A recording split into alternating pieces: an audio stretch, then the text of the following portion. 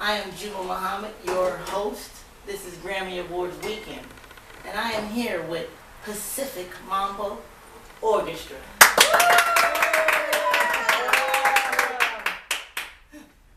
How's everybody doing? Great. You can tell that the energy is just Through the roof. off the roof. Nice. Now you guys are nominated for a Grammy. How super cool is that? It's just great. It's just a great feeling to be here in Los Angeles and getting ready to kick. But yeah, I didn't even know I was here. They just said, get in the car, we're going to Los Angeles. And I'm here, so There you go. we're having a good time. There you go. There you go. it's a great feeling. It is a great feeling. Yeah. You know, the energy, it's phenomenal. You know? Perfect. So tell me a little bit about how the Pacific Mambo Orchestra got together, the roots, you know. Me? No, Stefan? Okay, Stefan, all right. well, Christian approached me, I want to say in the summer of 2010. We met at a recording session and he approached me with this idea of a Latin big band, like full-blown 19-piece big band. And I had personally toyed with that idea, I think in 2005, when I started buying arrangements actually for Latin big bands. So I had about 9 or 10 arrangements at home already. Nice. So I was like, listen, this is perfect, you know. I mean, I couldn't do it myself because it was too much work. You know, if we split the workload 50-50, it's probably doable. Right. And then Christian said, yeah, I was approached by a club. They're looking for a band to play on Monday nights. So let's just get it going and let's take the gig. And then we started playing at this place called Café Kokomo in San Francisco in October 4th. Nice. Of 2010 Nice. was our first Monday night gig. Nice. We continued playing through 2011 Okay. every Monday night, and you know, started building up the repertoire. We started writing original music for the band, and we are blessed to have writers and arrangers in the band. So we built up a nice little repertoire, Nice. and then you know, one thing led to another. Right. Nice. Anybody want to add anything? It was just a band that was so good, it sounded so good that I wasn't there at the very beginning, Right. but when I came on a Monday night to hear this band, I immediately thought, I want to be in that band. Sweet. Yeah. For me, I came for the first time in San Francisco in 2011, February, and I had not even heard or even seen the band before. Okay. I sat in on a Monday, which at the time I guess I didn't know, but it was basically like an audition. Nice. And the first time that I heard the sound, it was a huge tsunami wave that just, Yeah. Yeah. you know, and it was a monstrous sound, and from that point on, you know, I'm glad to be part of the project. So. Nice. Now there is 19 of you guys as a band. What does the other members of Pacific Mambo Orchestra bring to the table each and every night, each and every day, and how can it relate to young people that want to start their own bands and their own orchestras, you know? Yeah, but you know, the concept of big band. Mhm. If you look back into the history of jazz big band, American jazz big band, it is a format. It's 4 trombones, 4 trumpets, 5 saxophones, and the rhythm section. In this case, because we're a Latin band, we have to add the Latin percussion as well, so that brings more people to the stage. So as you, some people know that the big band arrangement and each instrument has a specific role in the chords, in the way the horns are arranged. Right. So that's why 19 people, everybody has a role. Everybody. And how do young people relate to this? Mhm. Well, this has been the brainer for us.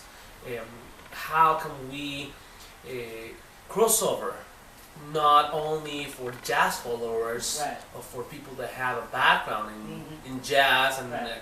have the knowledge of big band, Right. how can we break that line, cross that line, and take Right. it to the younger generation? Right. So that has been the brainer. So this first album that we released has some elements that we believe when I hit younger audiences. Okay. That was the idea that I came up with Stefan about putting a big band bachata, which is bachata is a genre that is mainstream right now. Right. That all the teenagers are listening on the radio. So we say, why not? Right, Why not have a bachata right. Well, big band? Actually, I mean, you drove that thing, you know. We were all like a little skeptical, you know, Yeah. because big band bachata is very kind of almost an oxymoron, you know. It's just like really seemed like not to be going together, you know. But Christian wrote it and arranged it, you know. We listened to it. It's like, man, this really works, Yeah. you know. So it's the first in its genre, actually. Mm. You know, it hasn't been done before. Nice. So. So that's you know, part of like kudos to you, the. man. So he had this vision, and he pushed it through and said, you know, I really think this is gonna work. You know, Yeah. I'm like, okay, if you're feeling it, then we'll do it. Nice. Uh, Now, what's been the highlight of, being an independent indie type of orchestra, and what have you guys learned individually, and also as a team and collaboration of everything? What have you guys learned specifically? You know? Well, I personally the power of community uh, and collective effort. yes. I think that when you are working in a professional environment, you don't work if you don't get the money. If you don't see the money first. Yeah. That's a basic, right? Okay. So how can we feed 19 musicians Right. and with no money? Right. And that was like, okay, how is that gonna work, right? Exactly, right? So I think that because everybody shared the same vision since the very beginning, Mhm. and it became a collective effort. Right. Like the people really became addicted to the sound, Mm. and people really wanted to play with the band. Mhm. So having all these people actually, we have been receiving their inputs into everything. Right. Musically, how to direct the sound of the band, how to play on the stage, how to we have been having all these collaborations from everybody. So that I think that's key to this. I really think that the true essence of a true musician Right. is really performing the art or the music at its highest level. Whenever I play with great bands, that is satisfaction for me. And I really Nice. don't think about the money that much. I mean, Right. obviously we have to make a living, Yes. Right. you know, and but thankfully I think most of us are in a situation or on a musical level where we can perform music at a very high level and get paid for it. There you go. Yeah, know, that's the dream and right that's, there. That's, Yeah. that's the dream right there, you Yeah, know. yeah, yeah. And I think in the beginning, the financial rewards was just not there Right. quite yet. But Mhm. just playing music with such depth, Right. you know, and I mean, it's really like great arrangements to play. Oh, yeah. For me as a musician, I mean, I open the book Right. and I'm always excited to see the music that is to be played. You know, it's like, oh cool, and that's still coming up. I'm looking forward to playing that one Right. and that one, you know. Yeah. So that's where I'm coming from as a musician. Nice. Nice. I think also like jazz as a genre, when I was a kid, it was it was a genre that nobody else that I knew listened to. Right. So, the fact that we're playing this music now, this is a music that, we're not playing jazz exactly, but Right. a lot of the tradition has its heyday in the 40s, know. And here we are in 2014 Right. playing, aspects of this music. So I think it also speaks to, our just pursuing what we love, regardless of whether it's the popular choice or it's the choice that everybody else is doing. And then eventually all these other people go, hey, what's that you're playing? Oh, wow, that sounds great. I haven't heard anything like that. Mhm. So that's a beautiful thing. I also think that Stan Getz, the famous saxophonist, he said, you can read all the books and you can listen to all the records, but the only way to get better is to play with people who are better than you. And so I think this band is a perfect example of that, where by virtue, I get better by playing with these people who are so great, and it elevates all of us. So that's just a great rule for anybody to live by. I mean, certainly young people to live by. Nice. Find great people and work with them. Exactly. Exactly. Make sure they're better than you. Make sure they're better than you and work with them, right? Yeah. Right. for Right. sure. Right. All right. Sounds good. Sounds good. Now, how long has the Pacific Mambo Orchestra been doing the music industry? For how many years?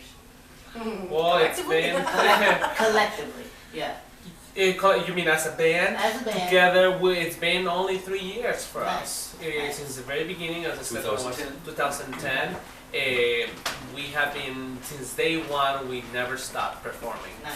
I think that's a very important thing. I mean, not a month has passed where we haven't performed. Not a single month. Not a single Beautiful. month, It Yeah. is For a big band, that's quite Yeah. it's, it's, Right. it's So it's Now- been 3 years in Right. total. Now, is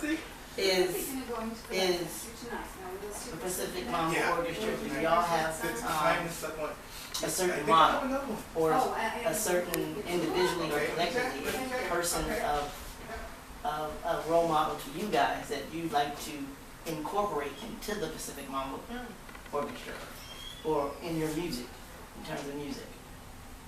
I mean, we had Tito Puente Jr. was on our tour, Okay, so he certainly served that purpose. nice. Tour. Was he a mentor as well? Sorry. Well, he was doing an homage to his father's Right. music, Right, Tito Puente, who was very responsible for a lot of what we play. Okay, His father, yeah. I Yeah. think he's pretty much key. We have like 4 or 5 tunes of Tito Puente in our book. I think he's the father of Mambo, of course. So he's been a huge role model for us, I think. And that's the roots, when it comes down to the roots, right? Yeah.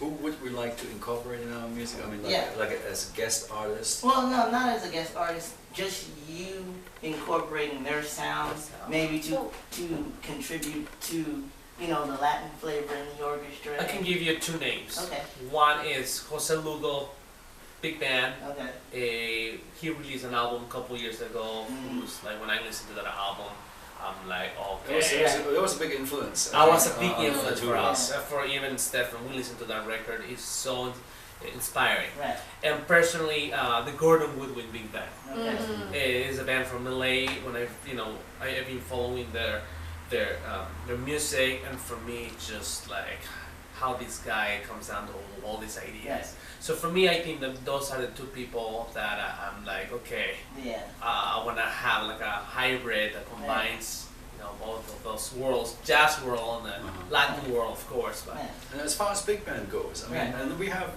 ideas about upcoming stuff right.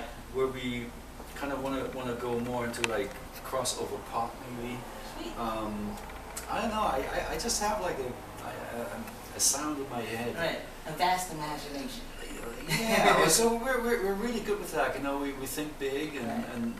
and I don't think we're fearful Yeah, of anything. Right. You know, and hopefully we can maintain that attitude. yeah. Just going for, you know, what we really envision or what we hear, you know, and Yeah. just like let's find that sound and make it happen. Yeah, take the risk and enjoy the success. right, There you go. exactly. Yeah. I like that. Nice, nice. Now, what is the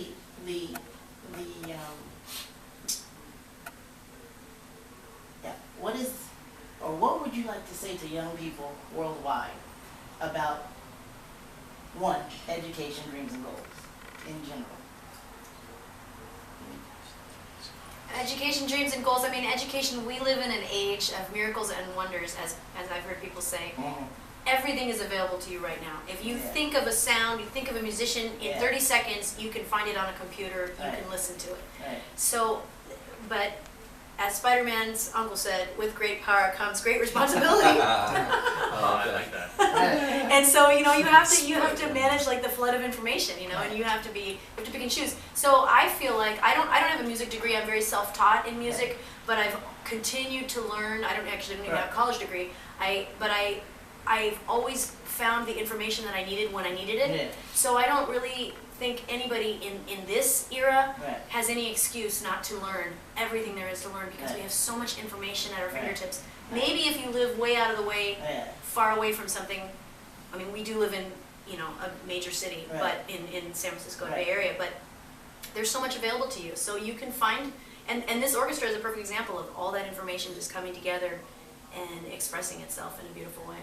nice. I think one key thing for the young people that I've seen, the result of what Alex is mentioning Right, about having this access, right, it can be a double sharp knife. right, Because you go to YouTube and you see this gifted classical pianist, right, and then you just go to a different link, right, and then you see this gifted panned Mhm.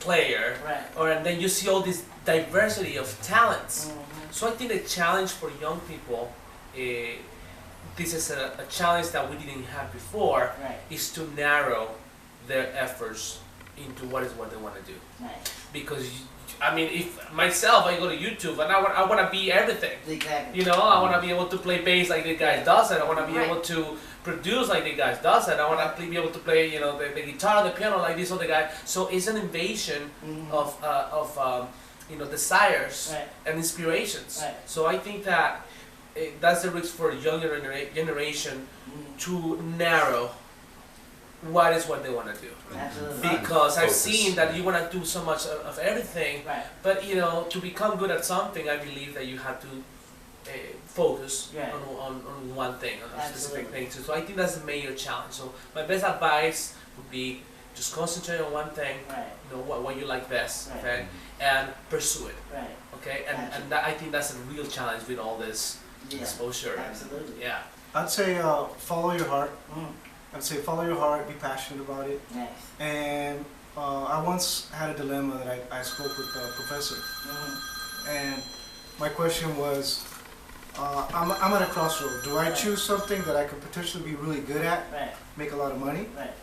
or do I do something that I'm passionate about, but I have no idea how I'm going to make money on Oh, it? absolutely.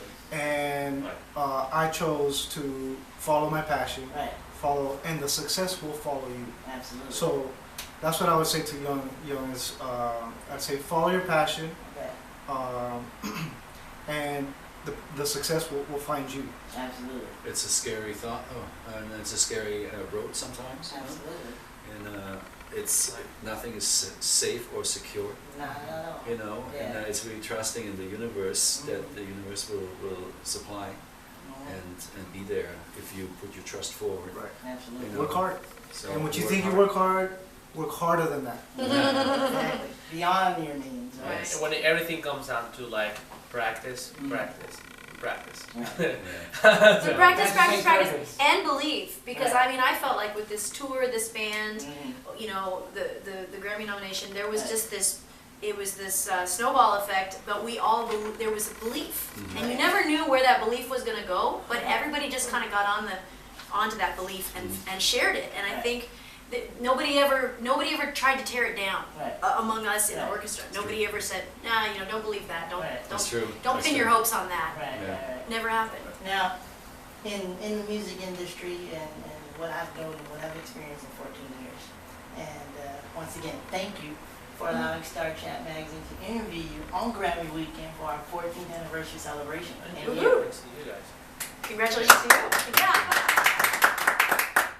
so my thing is, what's the best possible outcome with a group like you and a band and an orchestra like you that has how many albums right now or singles right now that you can say, we own this, we got a Grammy nomination, and 2014 is about to just get us on the map even more? Right. Well, this is our debut album. Okay. This is our very first album. Okay. So we come from a position that everything that would come is gonna be great, Nice. regardless of which level we stand. Our desires is to find people who are interested in becoming part of the team, Right. who can actually be part of taking this music to the rest of the world. Absolutely. We really want to take the band, Mhm. perform into Europe, Oh, into absolutely. Asia. Absolutely. We believe that this band is the sound, the result of a legacy that has Yeah. so much rich in music Yeah. that it should be brought up abroad. Right. So we are welcoming this year after result Yeah. of the nomination Right. for anybody who's wanted to be a Who's- part of the who's team. Interested in that. Yeah. We're sharing our passion and our vision, and we're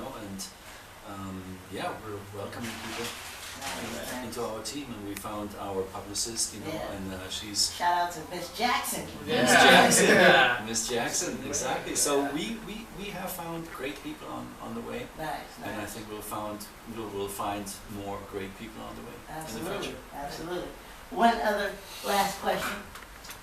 Since Star Chat Magazine is a youth publication online, going strong for 14 years and counting here, our motto, or what I like to call a theme, is we are advocates for educating the voiceless youth. And what I mean by that is basically a lot of teenagers are going through a struggle, whether it is young Hollywood doing suicide for whatever reason. You know, we have young people on the news, you know, that have drug abuse, that are still having abortions, that are killing people in the universities and the college campuses and the, you know, a lot of stuff. And everything has been between the late 20s, 19, 18, you know, and recently, you know, we had the Colorado massacre. That was a teen. And then we had Sandy Hook Elementary. That was a teen. Then we had Jet Jackson. He committed suicide. You know, what I want to say on this one, how can, and this is for Javier, since he's an educator, how can our society in America and where we live, in the free world, and how we have a black president such as President Barack Obama, how can we individually help teenagers don't go to that threshold, you know what I'm saying? Yeah. Besides, because it doesn't look like counselors and therapists or anyone can do anything. But how can we shut it down, prevent such Well, tragedies? Help can only if somebody's willing to be helped. Okay. And there are many different ways and cries out Right, that people are looking for, seeking for. right, Therapists they definitely do help, Yeah. and they also do it one by one, mm-hmm, and sometimes they do it in groups. right, But it's a collaborative effort, right, and many times there's things that trickle down. right, So kids many times are limited with the resources. right, They can't just get up in the middle of the night and Mhm. go rent out an apartment right, as adults can Right, do. right. And so everyone needs to plays their part. gotcha, And what the young generation needs is a support network in Mhm. which they can, release right, their frustrations, and not only have that, but have a safe place in which they can secure their ideas, gotcha, have that form of expression also flourish further. mm-hmm, So then that way it can develop into something nice, positive for the whole community. nice, Otherwise, we'll have hiccups and pockets of things that kind of Right. outburst and things, mm-hmm, but it would be temporary. yeah, And so unless there's going to be complete change right, from on both sides, from the top and from the bottom, and sometimes it needs to be done one by one. yeah, I am not at all political. Right. I'm not at all right, an authority right, in this subject. right, But I come from a musical, and this is what I do yeah, know. exactly, So I would encourage that if those individuals mm-hmm, in our community look for their local support, Right. whether it be like a mentor, somebody Right. positive, somebody in which they can draw out their ideas, right, someone they can get support right, musically, right, and then make sure that can go further yeah. with that. So that's pretty much what I think. Nice. Well, thank you so much, Pacific Mambo Orchestra, for your time, for your thoughts, for your opinions, and for this lovely, lighthearted, casual discussion on music, young people, and the Grammys. Exactly. Congratulations.